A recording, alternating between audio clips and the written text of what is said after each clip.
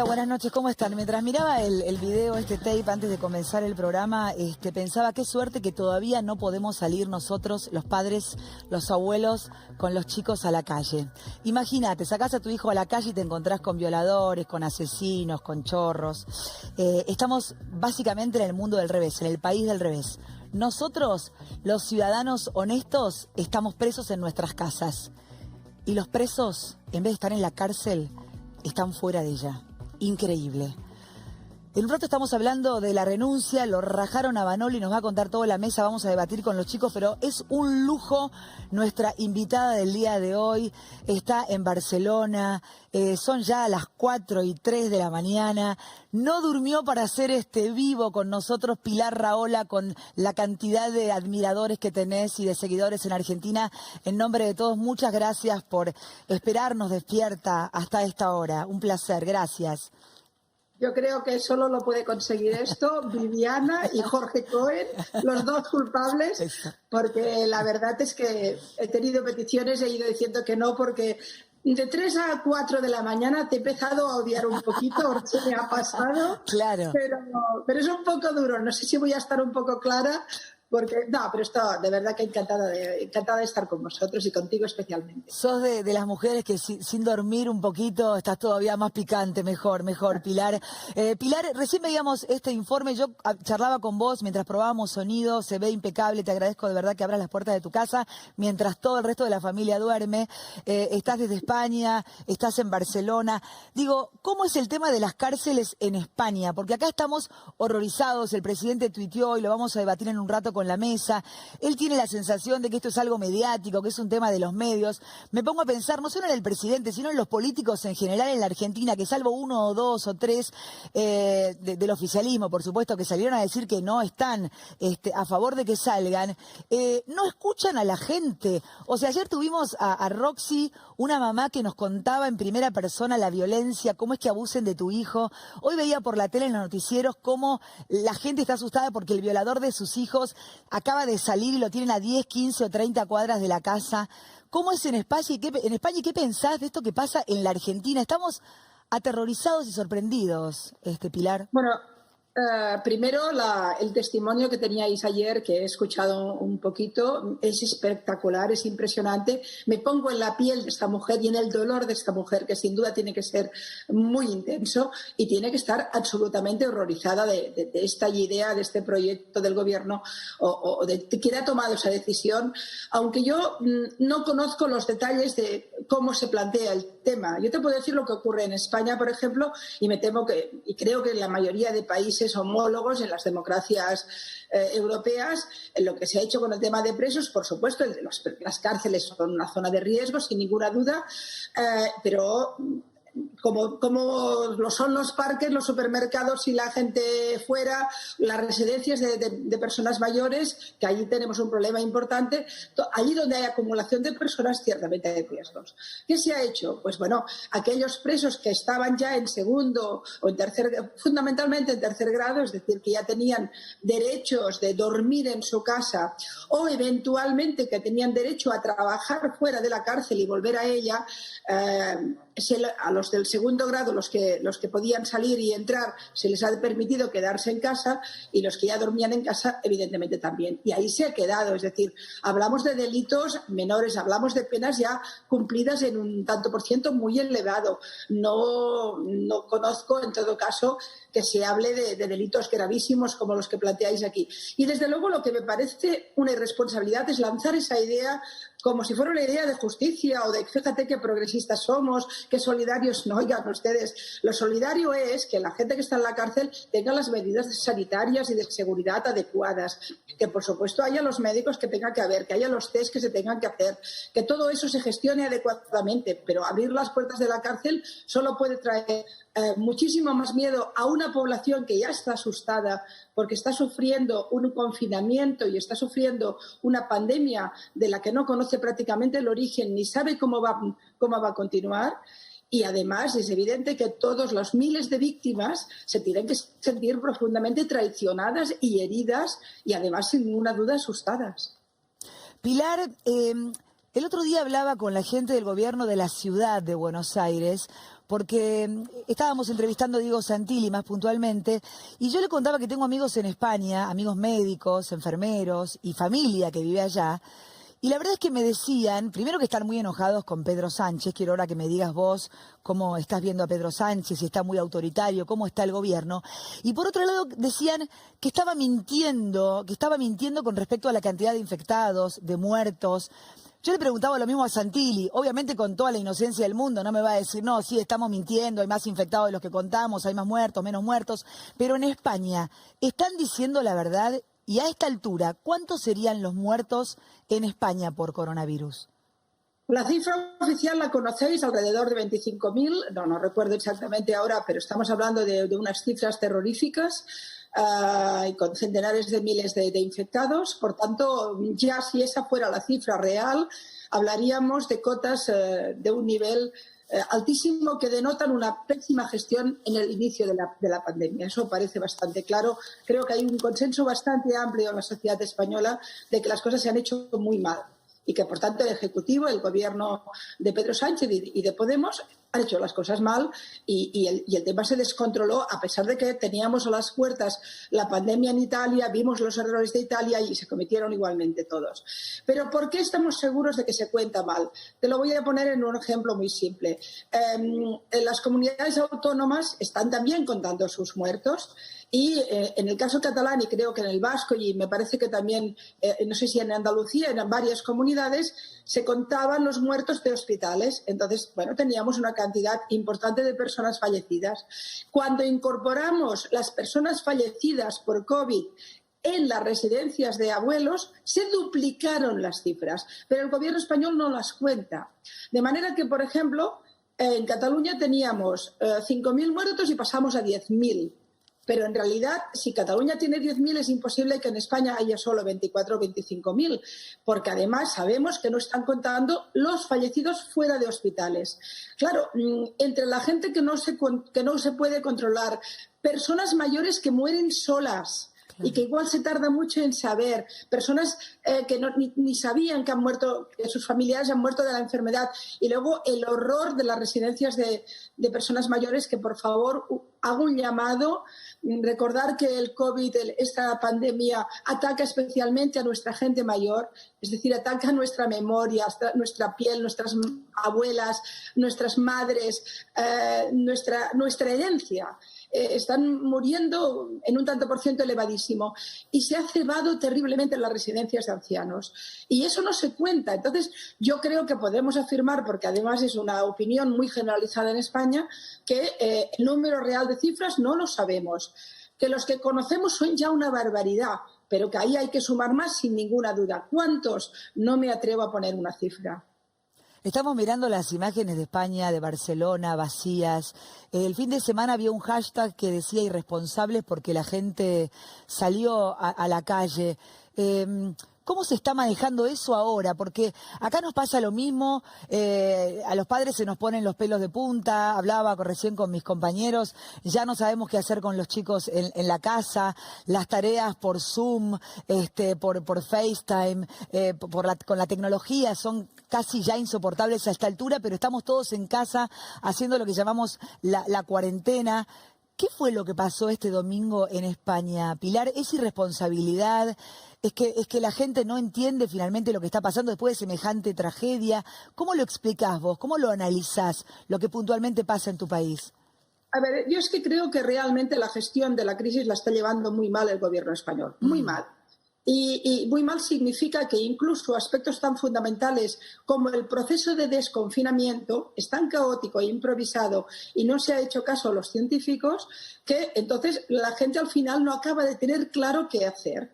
Y, por ejemplo, desde el gobierno catalán, desde el gobierno vasco se avisó, porque los territorios más pequeños tienen mucho mayor control de cómo gestionar esta crisis. Y se avisó de que el desconfinamiento de los niños se tenía que hacer porque los niños estaban realmente ya en una situación de mucho agobio, pero que había que hacerse por franjas horarias, adecuadamente, explicar muy bien que no podían salir el padre y la madre, sino solo el padre, si era un solo niño, si era más de uno podía estudiarse y, por supuesto, con todas las medidas. Todo esto se improvisó mucho y yo creo que hubo una parte de la ciudadanía, sin duda hubo una parte que fue incívica, pero hubo una parte que es que no lo entendió. Claro.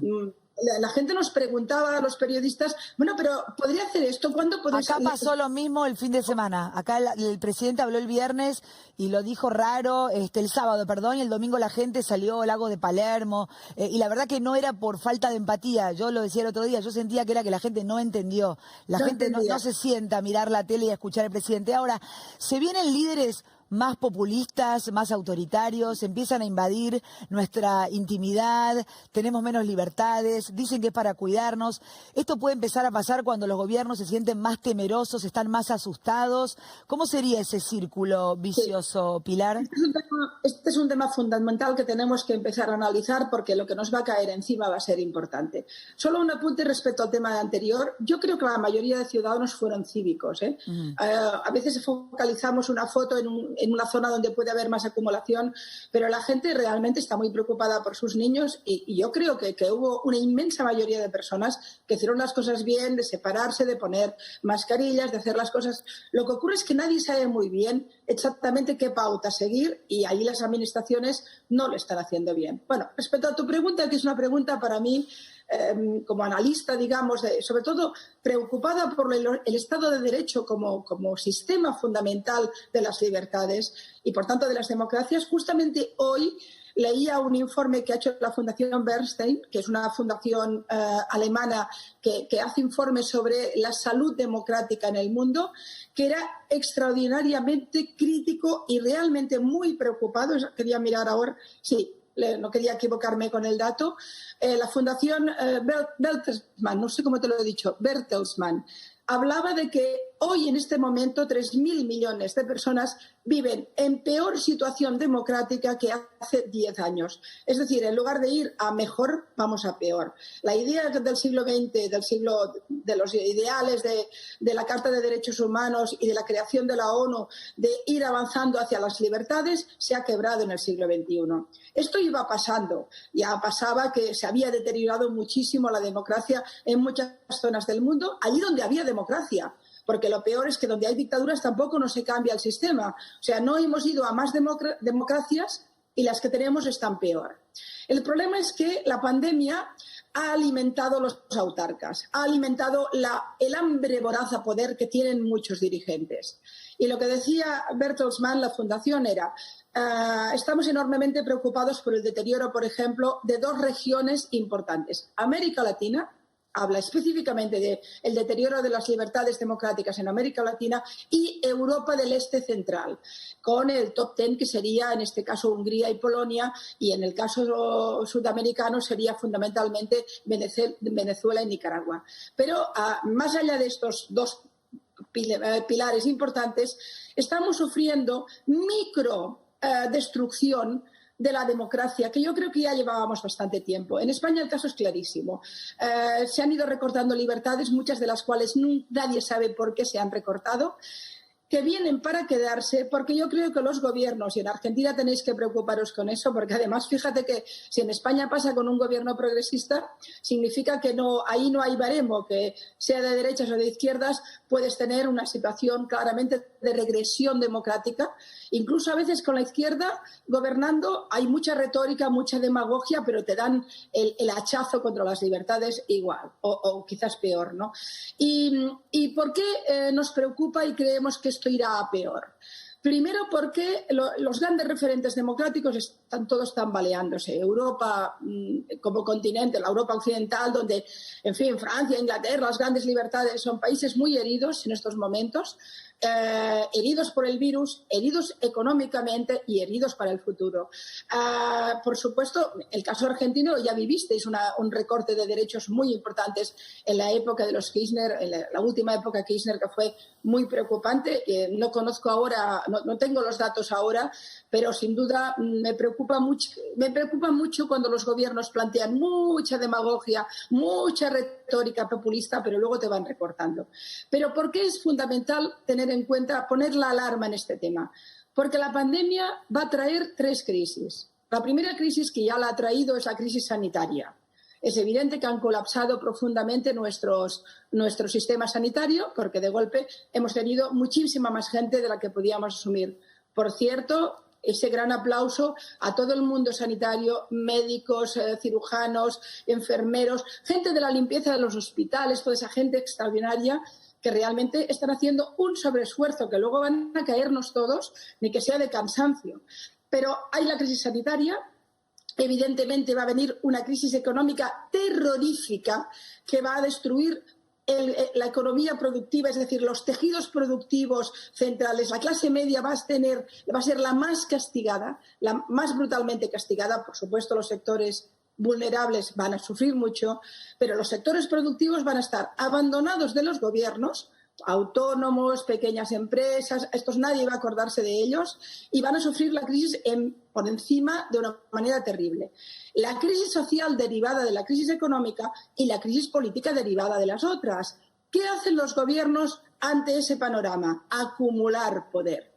Se puede hacer o por la vía de hacer las democracias aún más vibrantes y más fuertes y jugársela ahí, y lidiar con la crisis, o hacer como hacen los autarcas o los líderes débiles y por tanto necesitados de mucho poder, que se alimentan de la crisis y del miedo para en realidad recortar libertades.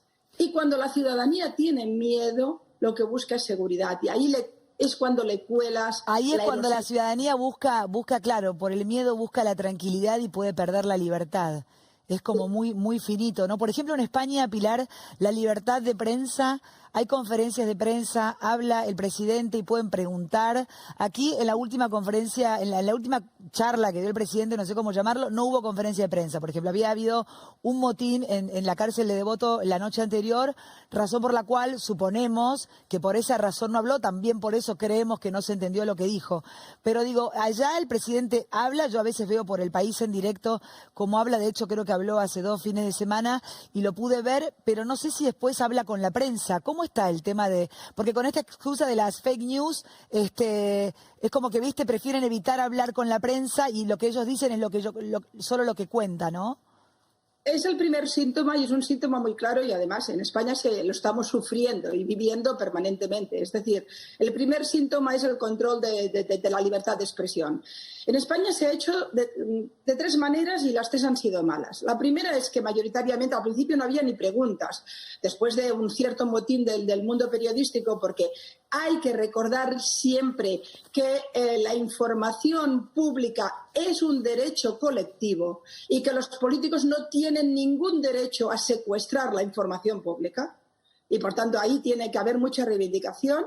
Después se empezaron a hacer unas ruedas de prensa del Comité de Seguimiento del COVID con telemática, pero con gente muy escogida y todo muy controladito. Pero bueno, y el presidente solo sale en conferencias al país, pero no con periodistas. Pero bueno, lo peor no ha sido eso. Lo peor ha sido, por un lado, una imagen permanente de militares en las ruedas de prensa, que nadie entendía, con una retórica muy bélica, que se hablaban de guerra, del orgullo de ser español, del orgullo del ejército, que nadie entendía, porque decía, ¿qué pinta las medallas y los uniformes en una crisis sanitaria? Lo que queremos ver es científicos, virólogos, médicos, no queremos ver militares. Aquí ha habido tanto ruido que al final los han sacado. Pero fíjate que una forma de secuestrar psicológicamente en el subconsciente a la libertad de expresión es ponerte un militar.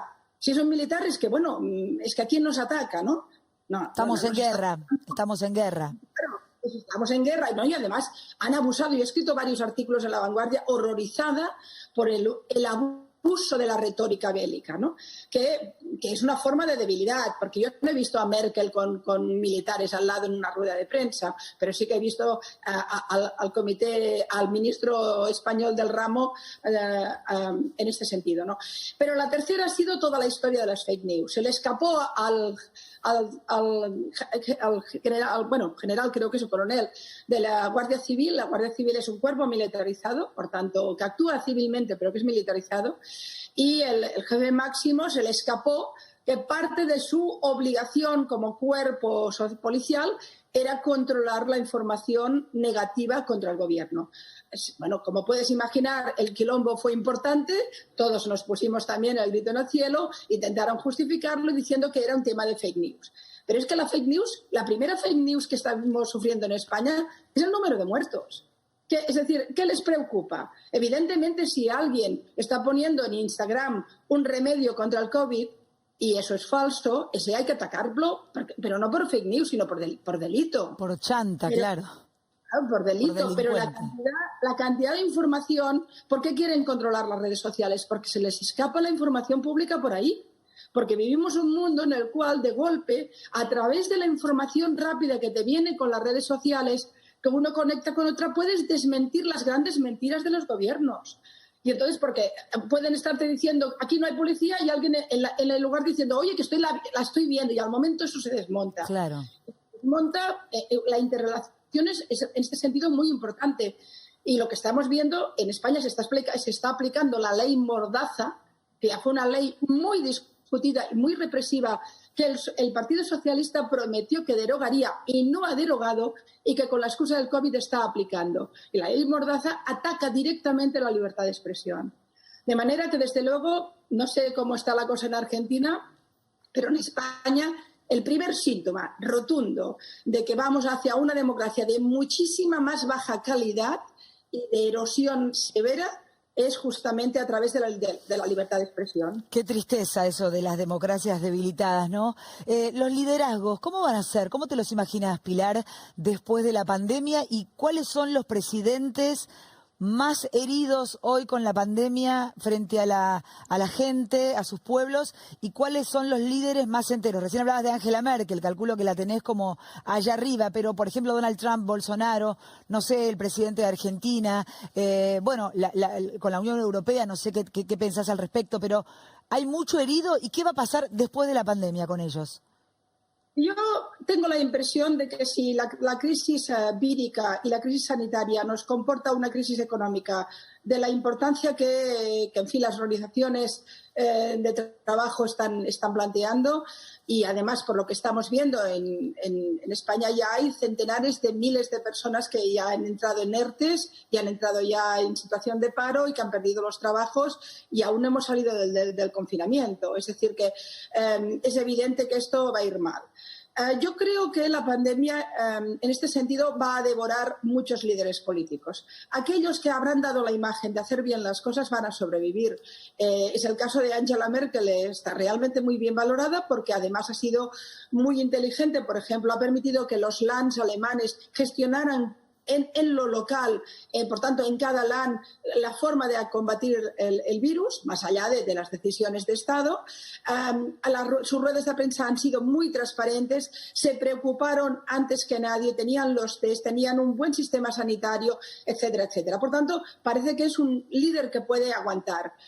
Netanyahu, a pesar de ser contestado y de haber tenido problemas para armar su gobierno, sin ninguna duda, con un Israel que está en el top 10 de los países más seguros respecto al virus porque hicieron muy bien las cosas, pues es evidente que también sobrevivirá, saldrá con buena salud, o eso parece.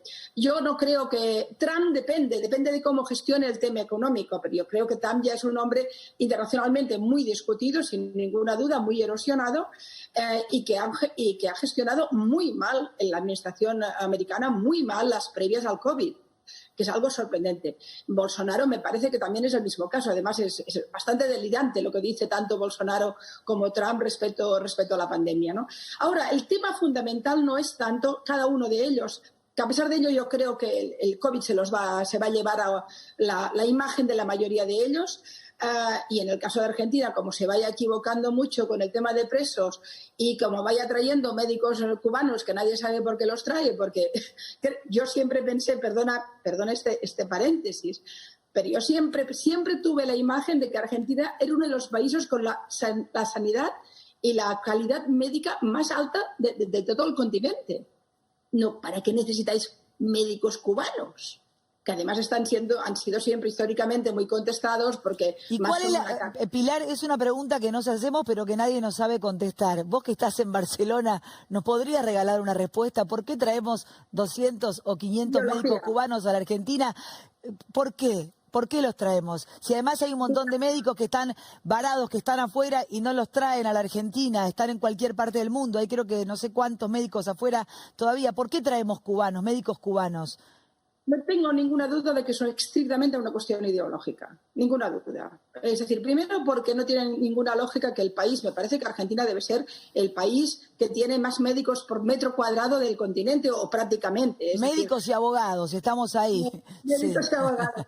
Pero además con un prestigio altísimo. Es decir, los médicos argentinos, Argentina tiene, como todos los países, sus problemas, pero no... Perdón, Pilar, y también hay un montón de médicos que no tienen trabajo, también digámoslo, ¿no? Que están sin trabajo. Pero la calidad, yo no he leído nunca, indiscutible, no he leído nunca ningún rapport en el sentido de que hubiera una mala calidad. Además, de verdad, yo que viajo a menudo a Argentina, si en algún momento he necesitado un médico, he ido muy tranquila y muy contenta, porque conozco y reconozco ese prestigio internacional. Que de golpe te vengan 200, 500 médicos cubanos. Primero, Cuba no ha gestionado la crisis de la pandemia mejor que otros países, en absoluto, ¿eh? Segundo, el mito de la categoría médica cubana es un mito absolutamente discutido hoy en día, que solo se lo creen los 4 de la banderita y de la pancarta. No es cierto. Tiene mejores cotas de sanidad que países de su zona, pero eso no significa que estén arriba en seguridad y en calidad sanitaria, que estén por encima de los grandes países. No. Desde luego no creo que tengan mejores médicos en Cuba que en Argentina. No lo creo.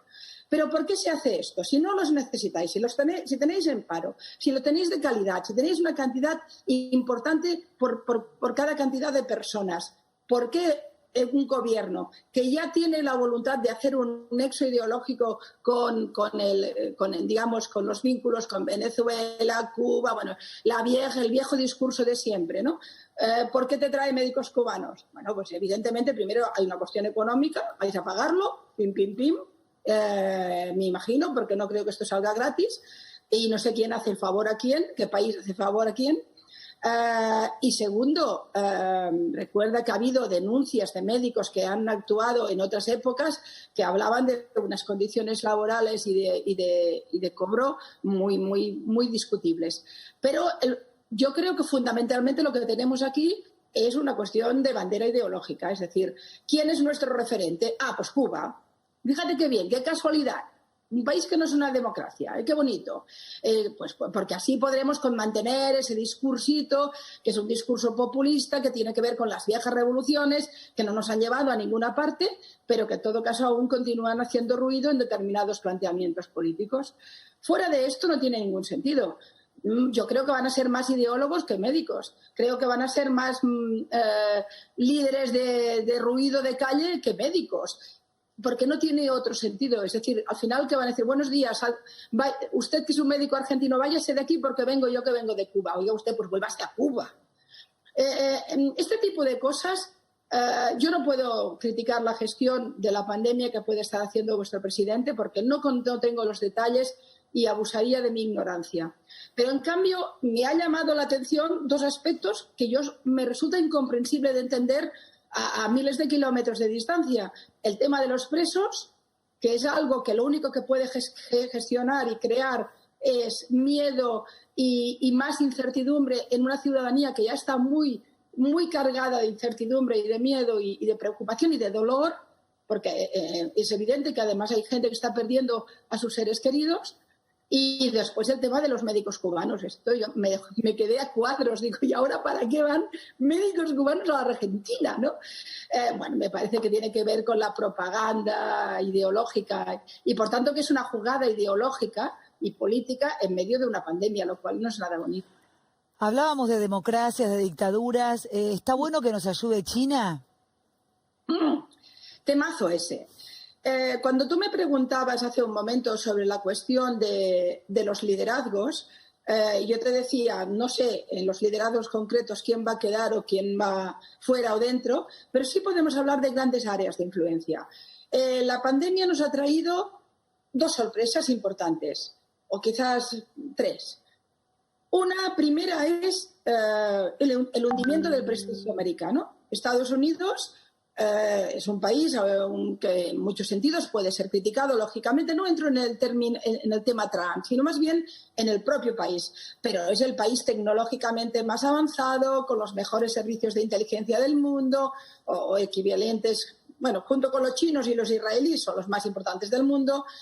Pongamos a los rusos si usted quiere, pero vaya, estamos hablando de gente de mucho nivel. Con los mejores epidemiólogos y virólogos del mundo, los mejores laboratorios del mundo, los que parece que saben gestionar mejor las pandemias, etcétera. Y de golpe, ese país preparado tecnológicamente, sanitariamente, preparado a nivel de investigación, etcétera, etcétera, de golpe no tiene test, no tenía respiradores, no sabía dónde enterrar a sus muertos, no preveyó la dimensión, cuando además ya lo vio venir porque empezó en China, llegó a Europa, tuvieron todo el tiempo del mundo para preparar a su población y sin embargo ese país, yo lo he recordado hace unos días, ese país que en la Segunda Guerra Mundial era capaz de hacerte un buque de guerra al día, no ha sido capaz de gestionar, especialmente en los primeros tiempos de la pandemia, cuando les ha caído encima. ¿Esto qué ha significado para el subconsciente de los ciudadanos del mundo? La mayoría de los ciudadanos del mundo, incluso los que odian a Estados Unidos, que los hay muy militantes, siempre piensan que a la hora de la verdad, tener estos temas tecnológicos, sanitarios, Estados Unidos nos va a salvar, va a tener la vacuna, va a no sé qué. Y también Israel. De hecho, los que odian a los americanos acostumbran a odiar también a Israel, pero están encantados con sus avances científicos y médicos, ¿no? Bien, Israel no ha fallado, ahí está, le ha ido bien y además parece que tienen muy cerca la vacuna, pero Estados Unidos se ha hundido. La Unión Europea es el segundo gran espacio de avances tecnológicos, de capacidad de gestión, bla, bla, bla. No existió. La Unión Europea hace muchísimo que naufraga. La Unión Europea naufragó con la guerra de Siria. No fuimos capaces de gestionar una guerra que teníamos en nuestras fronteras, que aún tenemos los refugiados, que aún no sabemos qué hacer con ellos, que por cierto con la pandemia encima. No supimos gestionar la guerra de los migrantes en el Mediterráneo. Y en este sentido también ha sido una auténtica vergüenza la manera en que Europa ha mirado hacia otro lado mientras la gente moría en el Mediterráneo. Y no hemos sabido gestionar de ninguna de las maneras la epidemia que venía hacia la Unión Europea. La Unión Europea como institución no ha existido. Y claro, si nosotros somos ciudadanos que creemos en las fórmulas democráticas, que de golpe China sea el país que pueda salvarnos te horroriza. Totalmente. Con mucho respeto por los ciudadanos chinos, sin ninguna duda, gente magnífica. Pero es evidente que hablamos de una dictadura que por supuesto seguro que ha mentido con las cifras, que aún no sabemos el origen de la pandemia.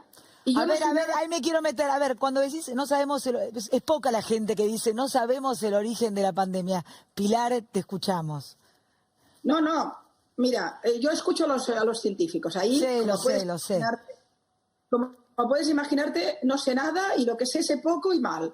El otro día escuchábamos al Nobel de Medicina que hablaba de una cosa. ¿Estás hablando de eso? Estoy hablando un virus de laboratorio.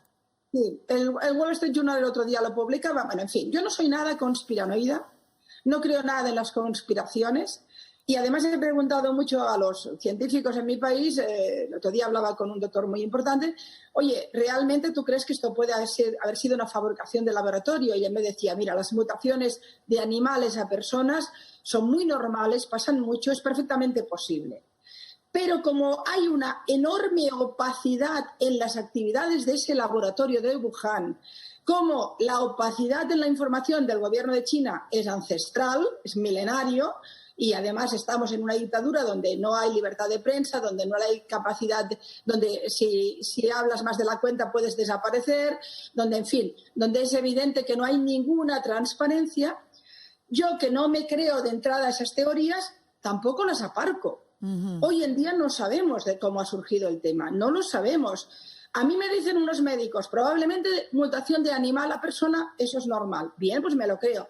Pero luego pregunto, bueno, pero ¿se hacen experimentos biológicos? Evidentemente. ¿Puede haberse escapado alguno? Ah, no sé. Y ha pasado en China, país que precisamente es muy opaco. Yo, que soy una persona que me gusta más dudar que tener certezas, en este tema la duda es inmensa. No lo sé, y te diré más, Viviana, no sé si nunca lo vamos a saber. Porque este tipo de cosas hay. Con lo cual, si China realmente no ha tenido nada que ver y ha sido una mutación, es cierto que China de golpe se ha convertido en el referente al que hemos ido a buscar los test, al que hemos ido a buscar instrumentales que parecen más avanzados en el conocimiento de la enfermedad, y con una Europa desconcertada y con una América desconcertada. Pero China no es un referente de libertades y no puede ser un referente mientras no sea un espacio de libertades. Parte del sudeste asiático ha sido muy referencial. De golpe ha aparecido Taiwán, Singapur, países Corea del Sur, que lo ha hecho francamente bien, que han gestionado muy bien toda la fase previa, ¿no? Todo eso es un mundo cambiante. ¿Hacia dónde nos lleva? No lo sé. Creo que estamos en ese momento, como pasó del paso de la Edad Media al Renacimiento, que hubo una época de una incertidumbre profunda donde nada era claro. Yo creo que estamos en ese espacio tenue, en ese espacio extraño, en el que están cambiando los paradigmas del mundo, probablemente está cambiando el orden mundial, pero no sabemos en qué dirección.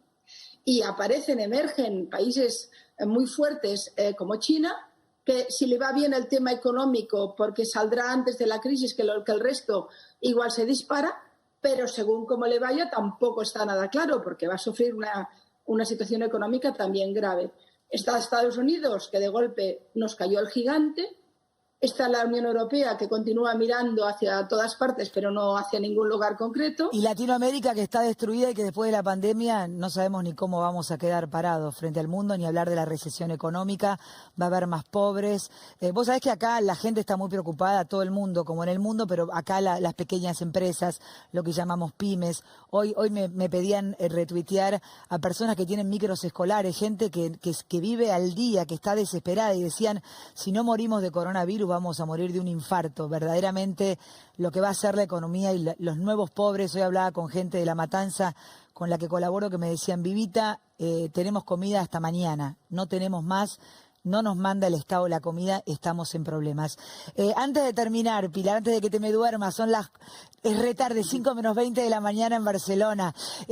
Siempre hablamos de Israel y compartimos el amor por el Estado de Israel. ¿Tendrá la vacuna Israel? ¿Será Israel quien encuentre finalmente la vacuna para salvar a la humanidad de esta pandemia? Solo un dato por lo que comentabas. Ayer hablaba justamente con el coordinador de Cruz Roja en mi país, que me comentaba que la semana pasada subió un 22% la gente que ya necesitaba comer. Directamente Banco de los Alimentos, Cáritas, Cruz Roja y Banco de los Alimentos, ya comida. Esta semana ha aumentado sobre el 22%, un 38%, la gente que ya está pidiendo comida para el día a día. Y estos es, en principio, los sectores primeros más vulnerables, que son la gente que ya está en situación vulnerable, y la economía sumergida, que ha desaparecido. Toda la gente que trabajaba, mucha de ella migrante, que trabajaba en trabajos sumergidos, pero que cobraba un dinerito, ha dejado de cobrarlo y no existe. Y no pueden comer. Pero me comentaban, ahora vendrá la segunda oleada, que van a ser las pymes, el comercio que no ha podido abrir, la panadería, el micro que comentabas, y los autónomos.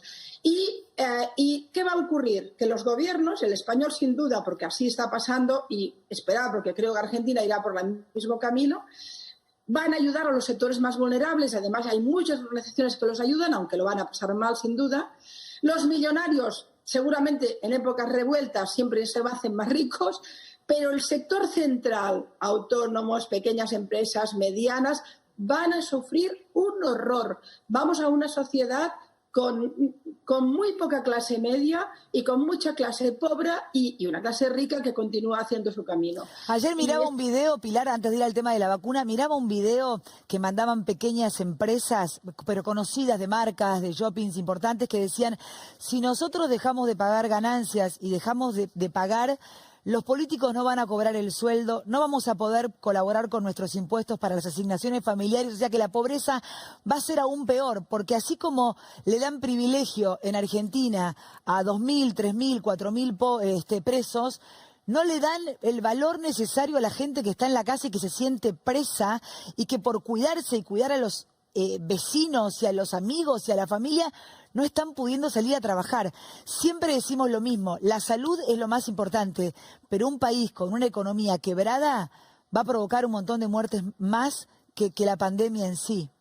Y por eso quieren controlar los medios de comunicación y la prensa libre y por eso van a querer controlar y tener el máximo poder posible, porque se temen revueltas sociales. Es decir, todo va encadenado. Y además, ahí sí que sufrimos lo mismo en Argentina y España. Hay un cierto desprecio por el concepto de empresa, por la gente que tiene una iniciativa. Ese mundo de autónomos, de pymes, es un mundo absolutamente abandonado. Y es el que genera en realidad riqueza de verdad. Y van a estar muy abandonados. Y esa es la gente que tiene más capacidad crítica. Y sin ninguna duda estoy convencida de que la tendencia a erosionar la democracia para controlar la calle va a ser muy seria. Si además te van trayendo cubanos que igual te van alimentando el discurso populista, pues esto va a ser peor aún, ¿no? Pero es evidente que estamos en esa situación. Te digo, bueno, como mujer tan inteligente, hay unos conceptos que no me quiero perder antes de irme. Por un lado, la vacuna con Israel, si me lo querés contestar ahora, si no me voy a otro tema y volvemos, porque me quedaría horas hablando con vos. No, gracias. Bueno, si tardamos un poquito más me traerán el desayuno, ¿eh? Sí, claro. Unas tapas, tía. La verdad es que yo, por supuesto, información adecuada y precisa no la tengo, pero es verdad que el otro día, hace muy poquito, hablaba con alguien en Israel que me comentaba la vacuna está prácticamente muy, muy cerca. Lo que ocurre es que vamos a necesitar 18 meses tranquilamente para hacer todo el proceso, digamos, de test. Es decir, que tenerla no significa darla, ¿eh? Y además, no solo en Israel, yo creo que tenemos algo bueno respecto al tema de la pandemia, que es la comunidad científica de todo el mundo está luchando para controlar y conocer el virus y para que exista la vacuna. Y tenemos a miles de médicos y miles de científicos que están dedicados fundamentalmente a esto. Por tanto, la vacuna va a llegar seguro. Va a tardar más o menos, pero va a llegar seguro. Y en el caso de Israel, bueno, no sé si serán los primeros, o será China o quizás Estados Unidos. O bueno, nosotros tenemos, por ejemplo, todo el equipo de médicos de Ventura Clotet, que es absolutamente puntero en temas de SIDA, que también están muy cerca o están trabajando muy seriamente en este tema. Es decir, que vete a saber quién va a ser el primero que diga la tengo, ¿no? Pero parece que los israelíes están cerca. Yo creo que sí. Pilar, antes de despedirnos, digo, a los que somos creyentes, ¿qué nos deja? ¿Qué vamos a aprender? ¿Qué deberíamos aprender como personas, como seres humanos para evolucionar? Porque claramente después de esto, cuando termine el mundo, habrá quedado mucho más complicado para todos. Bueno, la verdad es que la pregunta de dónde está Dios se la hace la humanidad permanentemente cada vez que vive una situación crítica. Es la gran pregunta en el Holocausto. Yo le he hablado esto incluso con algún rabino que me respondía en términos muy lindos en el fondo, ¿no? Pero, es decir, bueno, la gran pregunta es ese Dios de amor, ese Dios que viene de la tradición judeocristiana y que por tanto se basa en la concepción del otro, del prójimo y del amor al prójimo, que es una idea muy revolucionaria. Ese Dios dónde está en esta situación, ¿no? Y de golpe tienes que preguntarte si el ser humano realmente tiene esos momentos de crisis de fe en una situación de crisis global, ¿no? Yo no soy creyente, pero sí que pero creo en los creyentes, si me permites que lo diga así. Que me encanta. Me encanta. Y además estoy permanentemente rodeada. Ayer y esta semana hacía un intercambio de reflexión sobre el concepto de Dios con un teólogo famoso en mi país, en unas cartas a la vanguardia que nos reíamos, que nos pasábamos, ¿no? Y él me decía, ¿tú crees en la chispa de lo absoluto, en esa chispa? Y yo le respondía, desde luego, yo no sé si Dios existe, pero en la gente que ha hecho un viaje interior espiritual y ha llegado a su fe, y esa fe le da luz, en esa luz sí que creo. Es decir, a mí Dios me llega por los otros, por los que creen. Y en este sentido, yo creo que los creyentes estáis más acompañados. Los que vivimos en la duda permanente y en la incertidumbre, estamos muy solos ante la muerte y, por tanto, también muy solos ante el miedo. Lo que ocurre es que no puedes hacerte trampas al solitario. Yo tengo un marido que es muy creyente y yo me pongo a su ladito y bueno... Y la verdad es que, además, yo soy una lectora bastante militante de los textos sagrados. Soy una forofa. Aconsejo a todo el mundo leer, por ejemplo, el libro de Job, que es una de las obras literarias más bonitas de la historia de la literatura. Pero además es un viaje a los abismos interiores del ser humano extraordinarios. A mí Dios me gusta. No he llegado a la fe, pero me gusta tenerlo cerca, ¿no? Lo tienes a tu marido ahí, ahora lo vas a abrazar un rato cuando te vas a la cama. Al marido, a la madre, a esa Cari que está dando de comer a la gente. A mí me admira profundamente esa gente que, porque creen en un ser superior, entregan su vida a los otros. Ahí hay una luz que yo no puedo entender, pero que me llega. La chispa sagrada. Pilar Rahola, admiración total. Queremos hacer un programa de 3 horas con vos. Te mando un beso enorme. Gracias por haber hecho esta entrevista en vivo, casi las 5 de la mañana en España. Te mando un abrazo fuerte. Gracias a Jorge Cohen y a vos por regalarme esta entrevista y regalarle al público tu mirada tan interesante sobre la geopolítica, sobre todo lo que sucede en el mundo hoy. Muchísimas gracias, Pilar. He estado súper bien, estoy súper despierta y no sé cómo voy a dormir ahora. Me encanta. Un beso enorme, muchísimas gracias. Pilar Rahola conversó con nosotros desde Barcelona.